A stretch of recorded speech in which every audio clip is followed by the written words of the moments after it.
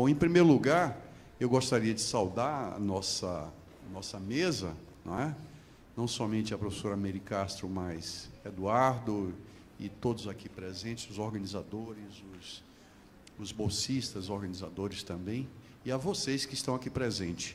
E assinalar que não tem ocorrido muitos eventos como esse, não é, nas universidades brasileiras, pelo menos até agora, e eu acho que, nesse sentido, vocês estão realmente de parabéns por terem tomado a iniciativa de realizar um evento onde se discute a Revolução de 1917, certo?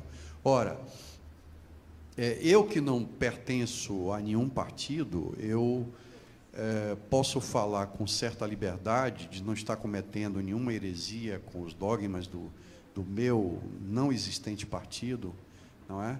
E assinalar que os últimos anos têm sido anos férteis no sentido de se repensar o processo de 1917, de diversas formas, não é?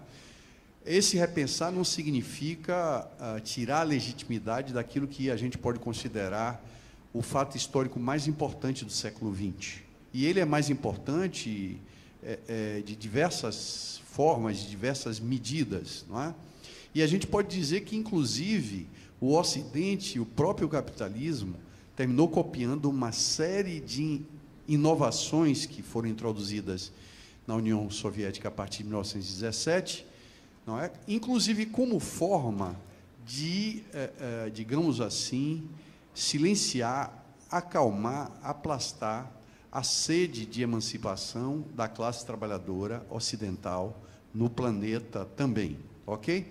Então, nesse sentido, é preciso, ao mesmo tempo, reconhecer a importância desse fato histórico e, ao mesmo tempo, se perguntar onde, quando, em que lugar, não é? Esse processo, digamos assim, cometeu equívocos, se desviou de uma possível rota que seria muito mais libertária, emancipatória e de efetivação de uma sociedade comandada pelo conjunto da população. Então, nesse sentido, talvez existam diferenças aqui, mas eu acho que um dos legados que a gente tem que retirar de 1917 é a necessidade da gente aprender a conviver com as diferenças. E, nesse sentido, para seguir também na linha de mulheres emancipacionistas e feministas, eu gostaria de lembrar a figura de Rosa Luxemburgo, que é uma figura extraordinária, que o Eduardo tinha citado logo no início da palestra, não é? E que foi também, não é, juntamente com Antônio Gramsci, as duas figuras no interior daquilo que nós chamamos ainda de marxismo, as duas figuras críticas em relação à forma como os bolcheviques, a partir de determinado momento, passaram a conduzir o processo revolucionário. Ora, então, nesse sentido, não se trata, para usar uma expressão que eu acredito que foi de Lenin, né, não se trata de jogar a criança fora com a água suja do banho, ou seja, não se trata de renunciar à importância desse fato histórico maior do século XX, mas também não se trata de fazer uma apologia não crítica, portanto, ter uma atitude não crítica em relação a ela. Então, eu acho que uma das questões que a historiografia contemporânea, que os estudos estão demonstrando, é a necessidade de se resgatar a importância do campesinato no processo da Revolução de 1917, certo? Então, nesse sentido, existe uma certa tradição na historiografia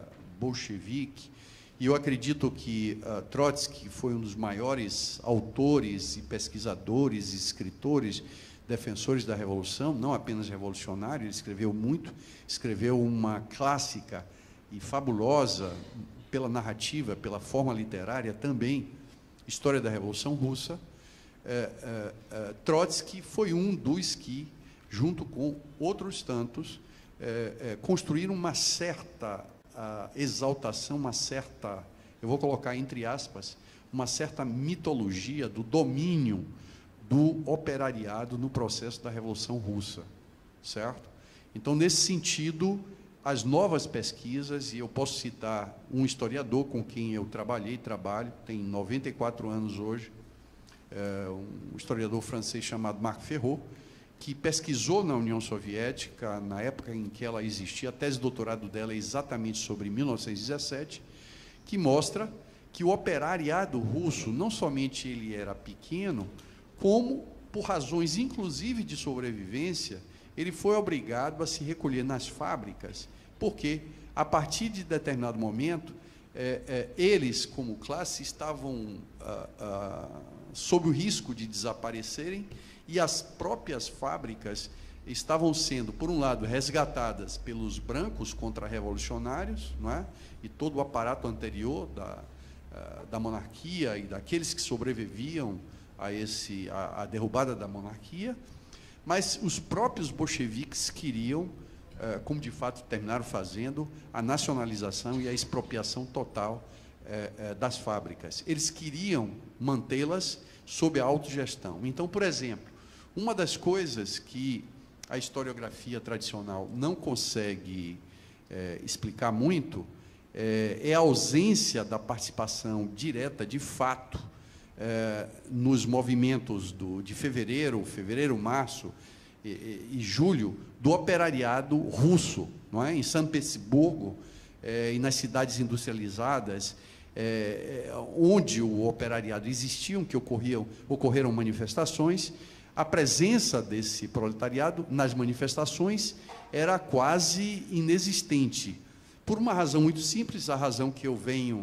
de enunciar, e isso é visível pela análise, por exemplo, da filmografia que registra documentalmente as manifestações, pelas fotos, etc. Não é? E Marc Ferraud, ele colecionou material documental que possibilitou ele pensar essa hipótese, defender essa hipótese como um elemento central na interpretação dele. Ora, então, nesse sentido, é importante a gente relativizar a presença física, material, da Revolução ou do operariado na Revolução de 1917, nos dois períodos, em fevereiro e em outubro, o que não quer dizer que nós estamos renunciando ao caráter proletário dessa Revolução. Como historiador e como pesquisador do processo histórico, nós não estamos renunciando ao caráter proletário e mesmo operário dessa Revolução, porque não seria apenas a quantidade de operários e a maneira como eles se comportaram nesse processo que definiria a Revolução como sendo uma revolução de natureza popular e proletária, não é? Propriamente dito. Então, esse caráter é dado, inclusive, pelo grau de desenvolvimento do conjunto dos países industrializados, pela maneira como a Rússia, já em 1917, se insere na divisão internacional do trabalho e, portanto, no jogo mundial, econômico e de mercado, certo? Então, essa natureza da Revolução Russa, ela é também socialista por isso. Ela não quer a construção, por assim dizer, como queriam os revolucionários que seguiam mais ou menos a linha de Plekhanov, uma espécie de etapa burguesa de desenvolvimento. Não.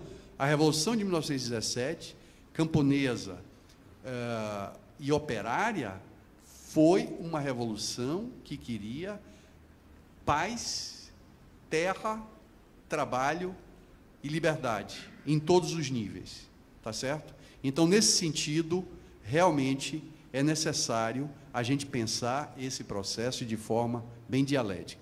Ora, em janeiro de 1918, os bolcheviques convocaram uma Assembleia Constituinte. E essa Assembleia Constituinte teve a maioria dos seus delegados a maioria dos delegados eleitos como representantes do Partido Socialista Camponês. Tá? Ora, os bolcheviques cometeram o grave equívoco de fechar a Assembleia Constituinte porque eles não tinham condição de controlar politicamente o curso desse processo, uma vez que a maioria dos deputados não foi oriunda do Partido Bolchevique. Então, eu acho que esse é um dos momentos que a gente pode começar a pensar na origem daquilo que vai ser um processo de burocratização violenta, não é? Que não tem explicação somente por essa atitude, mas também pelo fato do isolamento da Revolução Russa, não é? Do isolamento, o fato de que outras revoluções não vieram ao socorro internacional da Revolução de 1917, tá certo?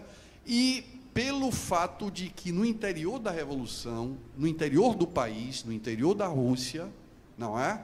Existe um movimento violento contra o poder soviético.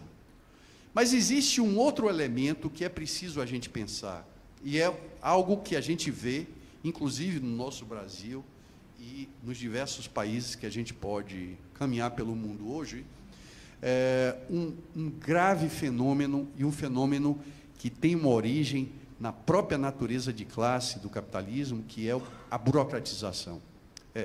Max Weber, que participou, foi conselheiro do Tratado de Versalhes, não é? Posterior à Primeira Guerra Mundial, não é?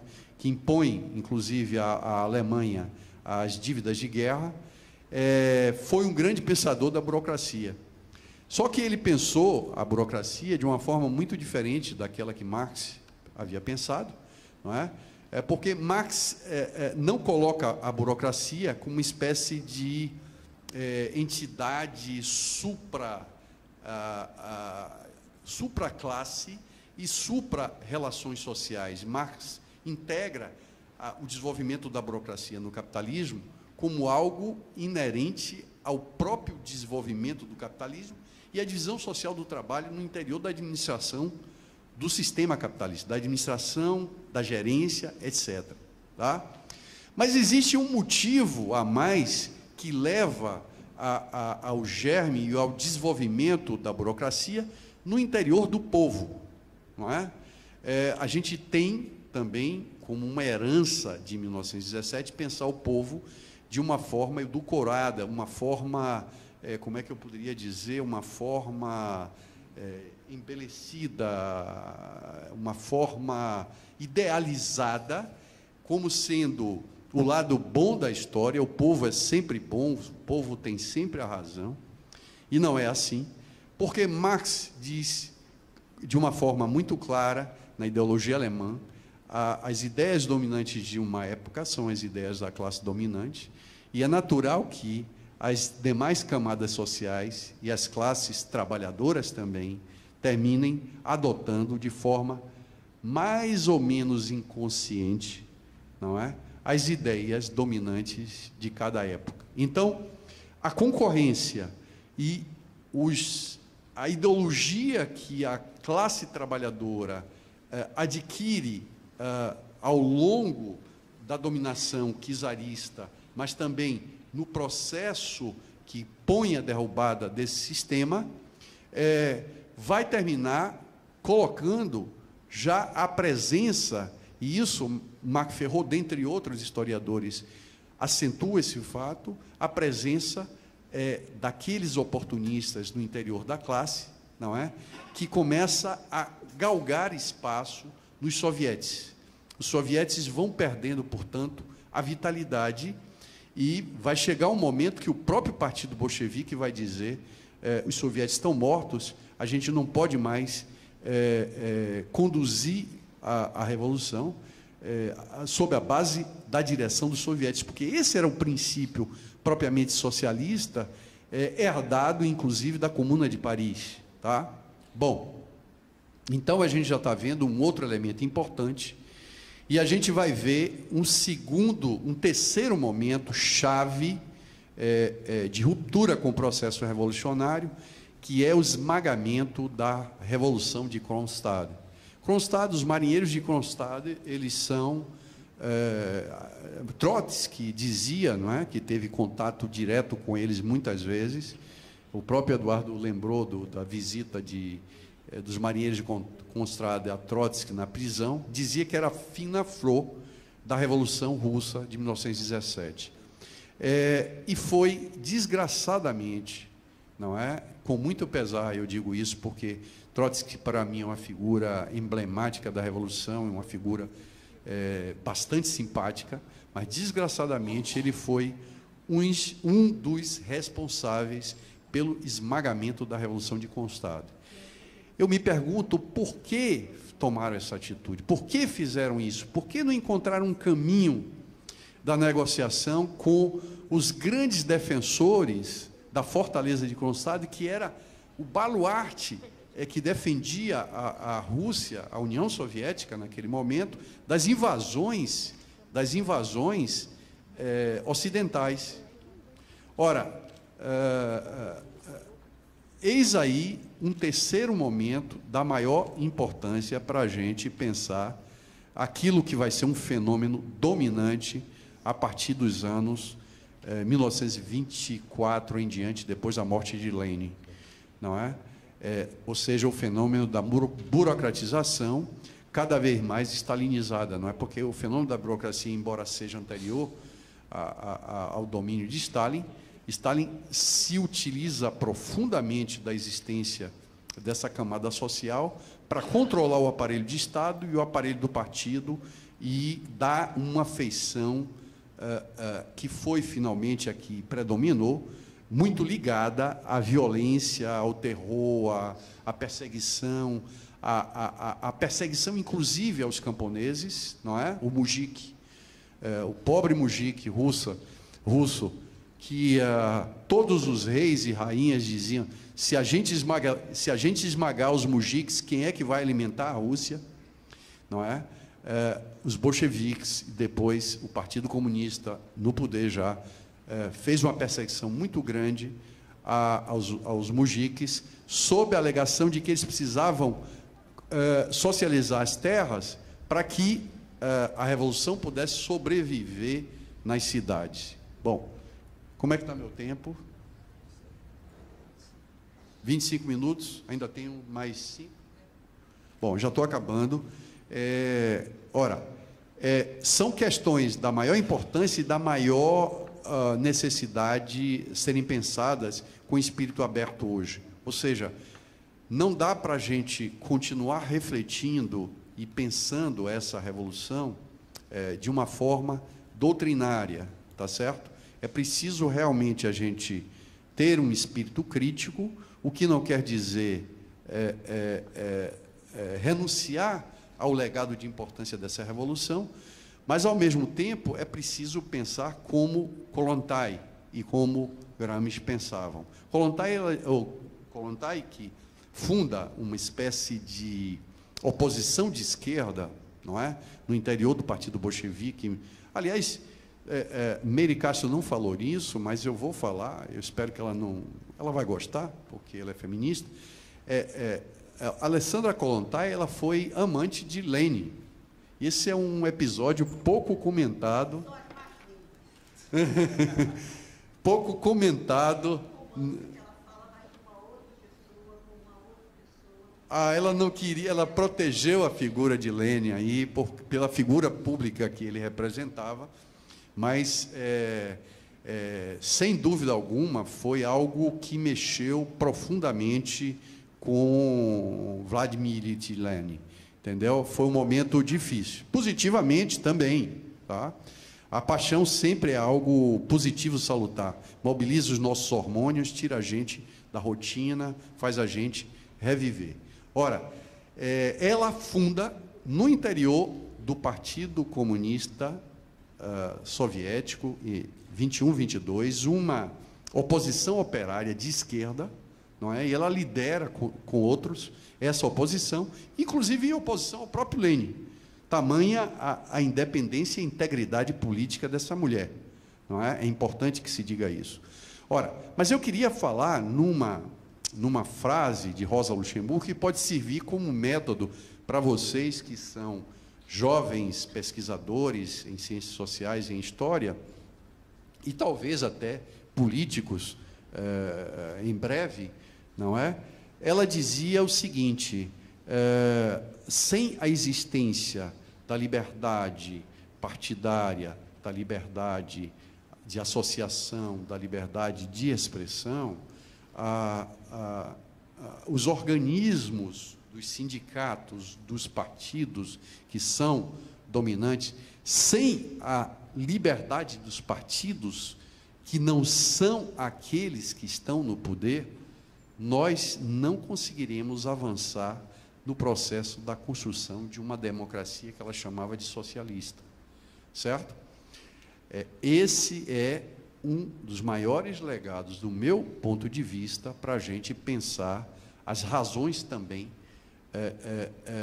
das limitações, se não dos fracassos, e da constituição progressiva de um processo de burocratização que desemboca no terror stalinista dos anos 27 em diante.